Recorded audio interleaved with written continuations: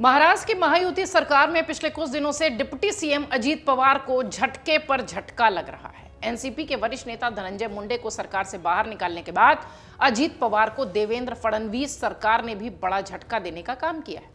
कुछ दिनों पहले महाराष्ट्र के मुख्य सचिव ने एक आदेश जारी करते हुए कहा कि अब से सरकार के स्तर पर अजीत पवार सभी फाइलें पहले डिप्टी सीएम एकनाथ शिंदे को भेजेंगे और फिर एकनाथ शिंदे उन फाइलों को सीएम ऑफिस बढ़ाएंगे। इसे सीधे तौर पर महाराष्ट्र की देवेंद्र फडणवीस सरकार में अजीत पवार के कद में कटौती के तौर पर देखा जा रहा है। मामला यहां तक सीमित नहीं है। अजीत पवार को डिप्टी सीएम एकनाथ शिंदे के बीच की जो तनातनी है उसका भी आभास है। एकनाथ शिंदे और अजीत पवार के बीच की जो तनातनी है वो किसी से छिपी भी नहीं है। पवार को लेकर गृह मंत्री अमित शाह से भी एकनाथ शिंदे ने मुलाकात की है, इसकी भी खूब चर्चा है। कहा यह भी जा रहा है कि एकनाथ शिंदे ने पवार की शाह से शिकायत करने के साथ ही राजनीतिक चर्चाओं को भी बल दिया है। महायुति में घटता कद शायद अजीत पवार के लिए ठीक बात नहीं है। सूत्र कह रहे हैं कि हो सकता हो अजीत पवार और उनके चाचा शरद पवार इन दिनों जिस तरीके से मुलाकातों का दौर बढ़ा रहे हैं, हो सकता हो कि ये चाचा भतीजा फिर एक हो जाएं। महायुति को अजीत पवार झटका देंगे ये कोई बड़ी बात नहीं होगी, क्योंकि जब वो अपने चाचा को झटका देकर आ चुके हैं और अजीत पवार के लिए कहा जाता है कि वो शाम को एक पार्टी से शपथ लेते हैं डिप्टी सीएम की, तो सुबह किसी दूसरी पार्टी के डिप्टी सीएम की शपथ लेते हैं। इसलिए अगर उनका अगर इतिहास देखा जाए तो वो कुछ ऐसा ही नजर आता है। इसलिए ये बहुत अतिशयोक्ति कहना नहीं होगा कि वो महायुति को झटका देते हैं। अगर देते हैं तो ये संभव भी है। शरद पवार और अजीत पवार सतारा में एक कार्यक्रम में एक साथ एक मंच पर नजर आए। ये दूसरा मौका है इस हफ्ते में जहां पर कि दोनों चाचा भतीजा साथ दिखे हैं। इसके पहले गुरुवार को शरद पवार अजीत पवार के छोटे बेटे जय पवार की सगाई समारोह में पुणे में शामिल हुए थे। अजीत पवार राष्ट्रवादी कांग्रेस पार्टी एनसीपी के प्रमुख हैं। 2023 में अजीत के अपने चाचा के खिलाफ बगावत करने के साथ ही तत्कालीन बीजेपी शिवसेना सरकार में शामिल होने के बाद से ही दोनों ही राजनीतिक विरोधी बताए गए हैं। लोकसभा चुनाव में भी दोनों अलग लड़ते नजर आए।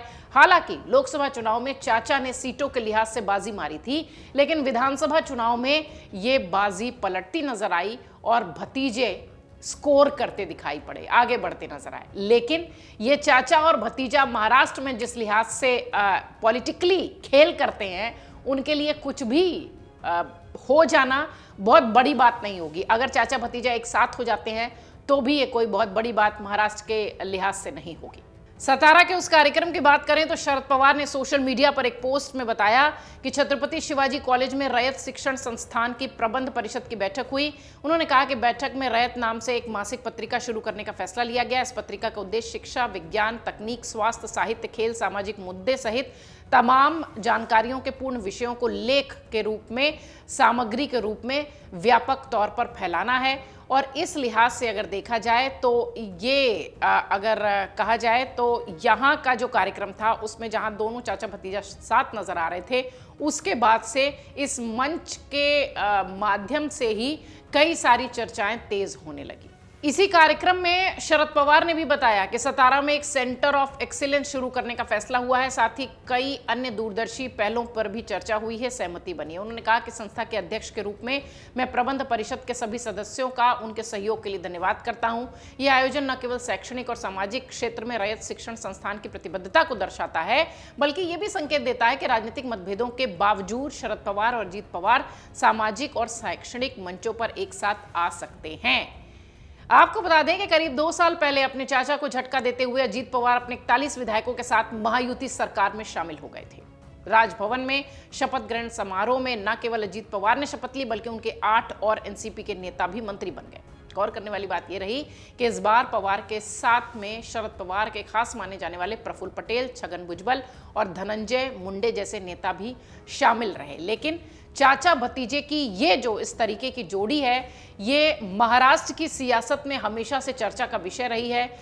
अजीत पवार अपने चाचा को लेकर आप देखिए कभी भी वो इस तरीके की कोई भी शब्दों का इस्तेमाल नहीं करते। इससे पहले भी अगर आप देखिए तो शरद पवार भी लगातार इस बात को कहते रहे हैं कि हमारे राजनीतिक मतभेद हैं। जिस तरीके से इस वक्त महायुति सरकार में अजीत पवार का कद घटता दिखाई पड़ रहा है। राजनीतिक विश्लेषक कहते हैं कि हो सकता हो बहुत जल्द ये सुनने मिले कि महाराष्ट्र क्राइसिस, जो कि हमेशा से पॉलिटिकल क्राइसिस के रूप में चर्चा का विषय रहा है, फिलहाल अब ये चाचा भतीजे के इर्द गिर्द ये शब्द घूमता दिखाई पड़े।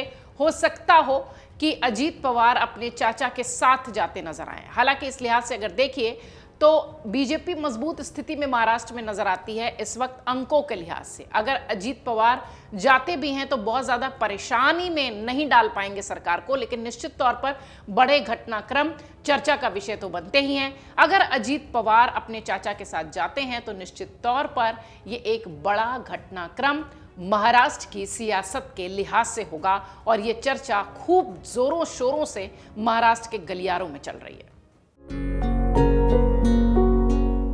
अमर उजाला ई पेपर की क्वालिटी इतनी अच्छी है कि जो उसके शब्द जो है कितना भी जूम कर लीजिए धुंधले नहीं पड़ते हैं। अभी डाउनलोड करें अमर उजाला ऐप।